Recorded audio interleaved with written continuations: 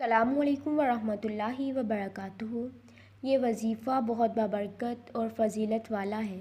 ایک بزرگ نے ایک آدمی سے پوچھا کہ تمہاری آمدنی میں اتنی برکت ہے، تم ایسا کون سا وظیفہ کرتے ہو جس کی وجہ سے تمہارے رزق میں اتنا اضافہ ہوا ہے اور اتنے کم دنوں میں اللہ نے تمہیں اتنا رزق نوازا؟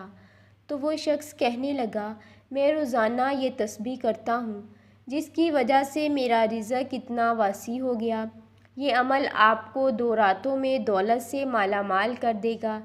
اس عمل کو آپ اپنے خدا پر پختہ یقین کے ساتھ کرنا ہے اور یہ سوچنا ہے کہ مجھے رزق دینے والی ذات بس میرے اللہ کی ہے اور میں نے صرف اللہ کی طرف اپنی حاجتوں کے لیے رجوع کرنا ہے۔ بے شک وہ اللہ ہر چیز پر قادر ہے۔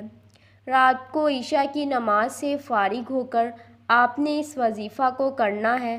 وظیفہ آپ نے اس طرح کرنا ہے کہ اول و آخر درود پاک پڑھنا ہے، 10 مرتبہ اللہ کا نام یا رزاقو 700 مرتبہ پڑھنا ہے۔ یہ عمل آپ نے 2 راتوں کے لیے کرنا ہے اور اس طرح کے اللہ کے ناموں کی بڑی فضیلت ہے۔ اللہ نے فرمایا کہ جو شخص میرا نام لے کر مجھے پکارے میں اسے خالی ہاتھ کیسے لٹا دوں، اور اس عمل سے آپ چند دنوں میں کروڑ پتی بن جائیں گے۔ حضرت ابو ہریرہ رضی اللہ تعالیٰ عنہ سے روایت ہے کہ حضور اکرم صلی اللہ علیہ وسلم نے فرمایا، جب اللہ تعالیٰ نے مخلوق کو پیدا کیا تو اس نے اپنی کتاب میں لکھا، وہ اور اپنی ذات کے متعلق لکھتا ہے جو اس کے پاس عرش پر رکھی ہوئی ہے کہ میرے غضب پر میری رحمت غالب ہے۔ حضرت ابو ہریرہ سے روایت ہے کہ حضور اکرم صلی اللہ علیہ وسلم نے فرمایا، جب اللہ نے مخلوق کو پیدا فرمایا تو عرش کے اوپر اپنے پاس لکھ کر رکھ لیا، بے شک میری رحمت میرے غضب سے بڑھ گئی ہے۔ حضرت ابو ہریرہ روایت کرتے ہیں کہ میں نے سنا حضور نبی اکرم صلی اللہ علیہ وسلم نے فرمایا، ایک آدمی نے گناہ کیا، راوی نے یہ الفاظ کہے تو وہ عرض گزار ہوا، اے میرے رب میں گناہ کر بیٹھا، پس تو مجھے بخش دے۔ چنانچہ اس کے رب نے فرمایا، میرا بندہ جانتا ہے کہ اس کا رب ہے جو گناہوں کو معاف کرتا ہے اور ان کے باعث مواخذہ کرتا ہے، لہٰذا میں نے اپنے بندے کو بخش دیا۔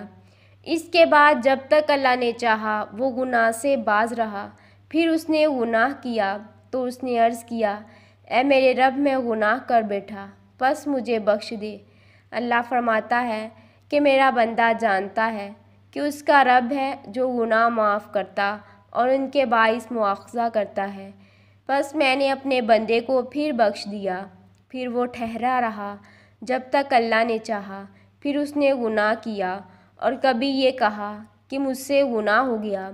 راوی کا بیان ہے کہ وہ پھر عرض گزار ہوا، اے رب مجھ سے گناہ ہو گیا، میں پھر گناہ کر بیٹھا، پس تو مجھے بخش دے۔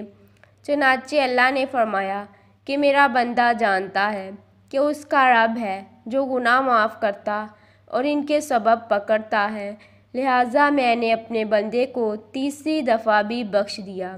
جو چاہے پس وہ جو چاہے کرے۔ اللہ ہم سب کا حامی و ناصر ہو، آمین۔